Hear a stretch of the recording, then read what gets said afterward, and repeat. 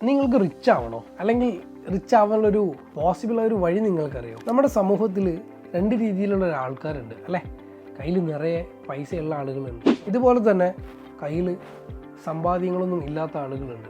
ഇനി നിങ്ങൾ ഇതിൻ്റെ അകത്ത് ഏത് കാറ്റഗറിയിലാണ്? നിങ്ങൾ എറണാകുളം സൈഡിലേക്കൊക്കെ വന്നു കഴിഞ്ഞാൽ നിങ്ങൾ ചിലപ്പോൾ ശ്രദ്ധിച്ചിട്ടുണ്ടാവില്ല.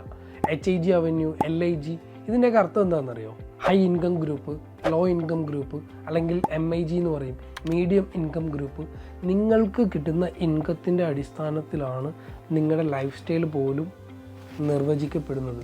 സോ ഒരു ഇൻകം സോഴ്സിൽ മാത്രം നിങ്ങൾ ആശ്രയിക്കുകയാണെന്നുണ്ടെങ്കിൽ ഇവൻച്വലി നിങ്ങൾ സ്പെൻഡ് ചെയ്യുമ്പോൾ അതൊരു പ്രാക്ടിക്കൽ നീഡ്സിലാണെന്നുണ്ടെങ്കിൽ, ഒരു ഇമോഷണൽ സ്പെൻഡിങ്ങിനാണെങ്കിൽ കൂടെ നിങ്ങളുടെ കയ്യിലുള്ള ലിക്വിഡിറ്റി തീർന്നു പൊയ്ക്കൊണ്ടേയിരിക്കും. ഒരിക്കലും നിങ്ങളുടെ കയ്യിലുള്ള ലിക്വിഡിറ്റി കില്ല് ചെയ്യരുത്. പകരം ഒരു 3-4 റിസോഴ്സസ് ബിൽഡ് ചെയ്യുക, അതിൽ ത്രൂ വരുന്ന ഇൻകം സേവ് ചെയ്യുക, ദെൻ റീഇൻവെസ്റ്റ് ചെയ്യാൻ പഠിക്കുക. ഇങ്ങനെയാണെന്നുണ്ടെങ്കിൽ ഒരു LIGയിൽ നിൽക്കുന്ന ആളെ പോലും നമുക്കൊരു MIGയിലോ ഒരു HIGയിലോ എത്തിക്കാനായി സാധിക്കും. So build your financial decisions accordingly.